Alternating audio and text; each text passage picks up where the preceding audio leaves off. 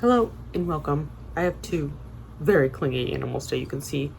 Ellie's little ear right there is being clingy today.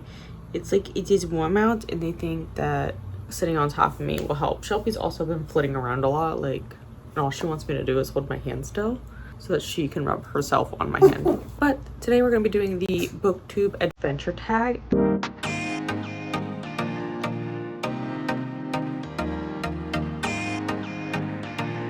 Alex from Alex Hale tagged me in this earlier in the week. I think it was on Sunday.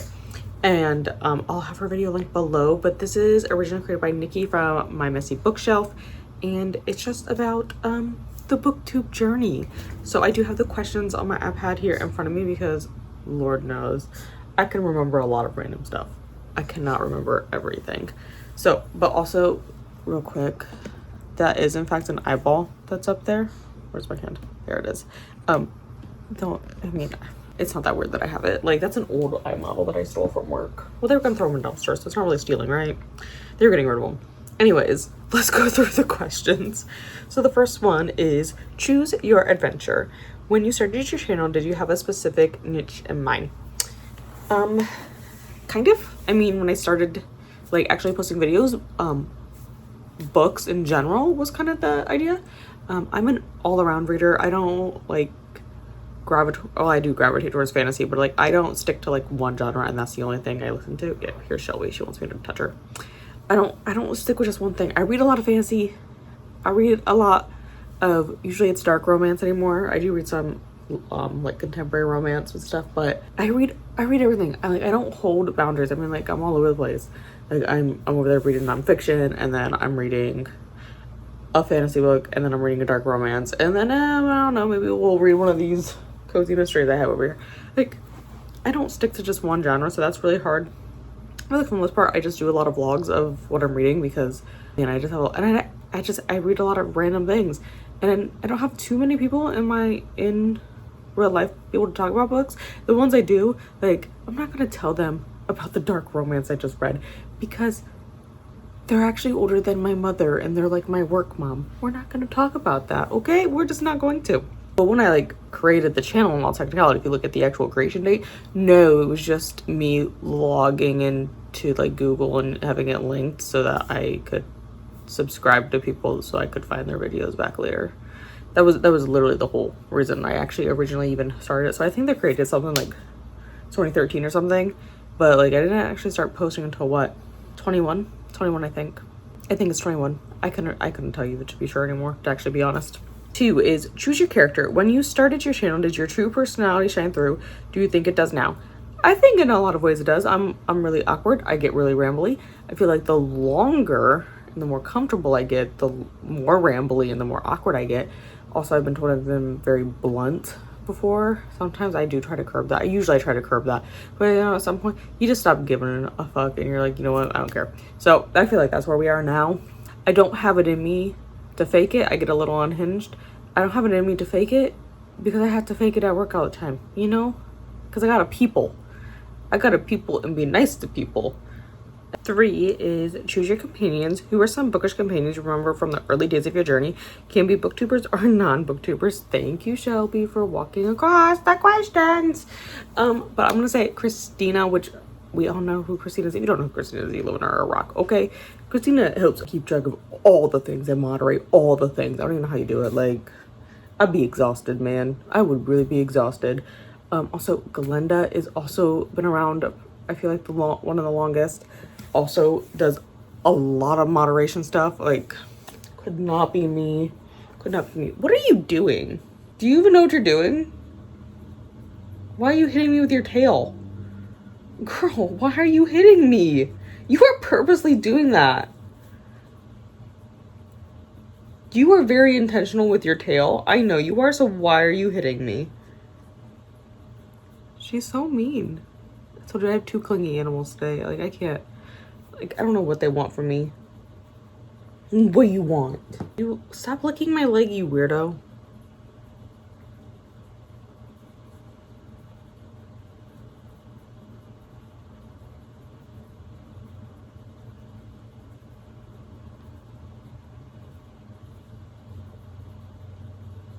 She's licking my leg like a weirdo. It's weird and gross, Shelby.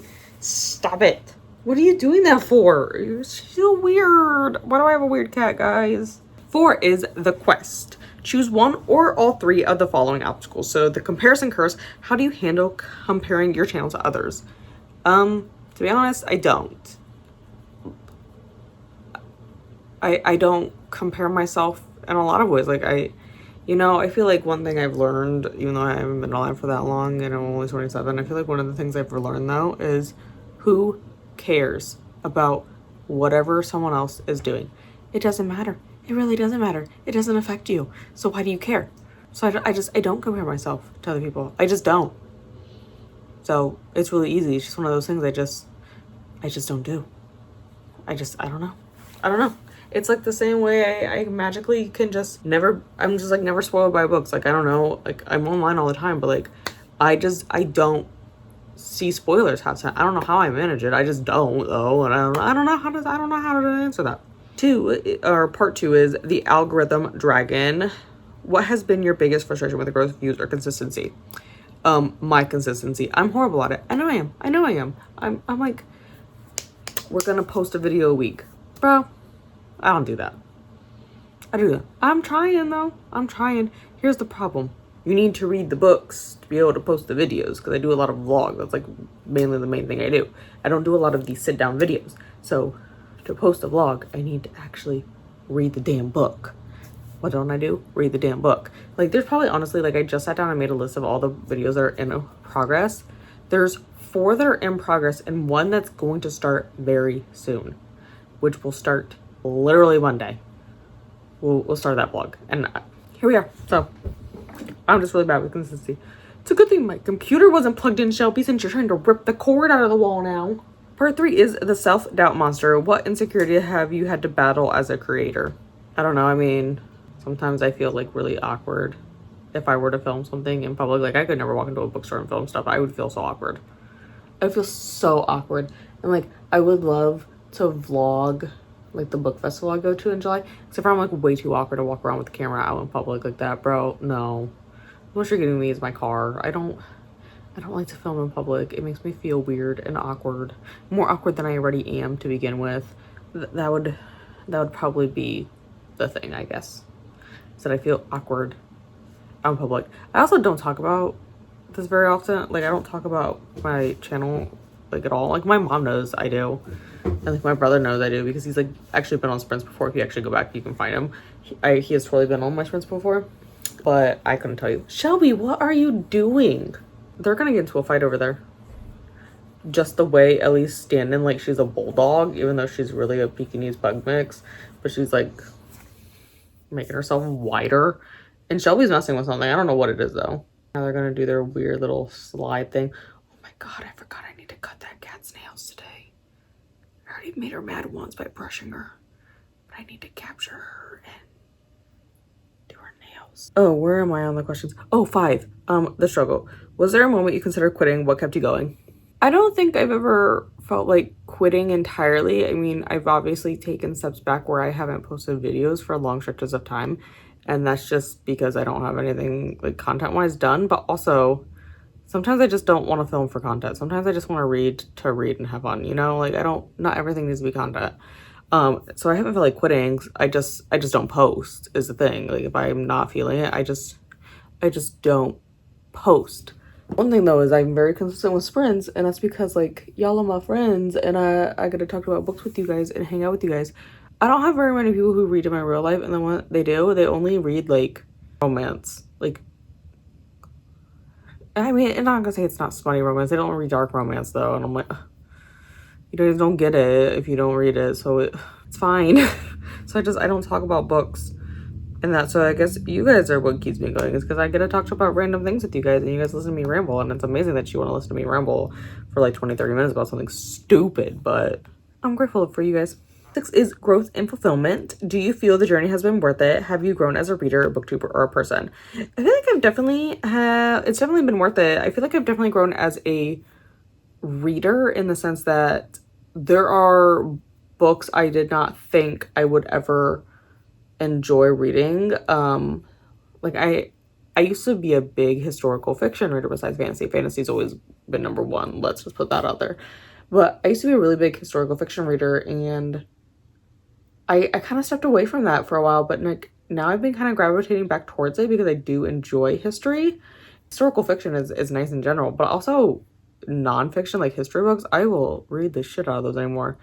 There's also just things I never would have like come across in my reading if I wasn't on Booktube. I would never participated in like smut mess or coming up with gay shit. I never would have, like, not that I wouldn't have read books like that, it's just like I probably wouldn't have read as many, and I would have probably stuck a lot more to strictly fantasy. I feel like Booktube in general has really opened it to like reading thrillers and opening doors for like, ooh, let's read that book over there and let's read that. Because when I was like in college, I could not tell you a single book that came out in the years I was in college. I didn't read anything that wasn't on my shelves. Now I feel like I branch out a lot more into different books and like know like, oh hey, there's a book coming out, oh hey, there's this over here. Before, I literally just like, if I didn't already own the book, it wasn't happening, or if I didn't hear about it in real life, people talking about it, I wasn't gonna buy it. But I feel like I've been exposed to so many more books, and I love that. All right, 7 is the tagging part. How about I tag Jessie from This Kiwi and Jen from Pacing Through the Pages. I remembered this time. Isn't that a miracle? I don't remember people's actual channel names. I remember their actual names sometimes, but I don't remember their channel names. It's a miracle that I remembered. But thank you for joining today. And next week, we will be back with a TBR video featuring some books on my shelves that I have not talked about ever on the channel, I don't think. Because they've just been sitting there on my shelf, and I'm like, I'm gonna read those, and I never get around to it. But I have a reason I need to read them now. So we'll talk about that next week.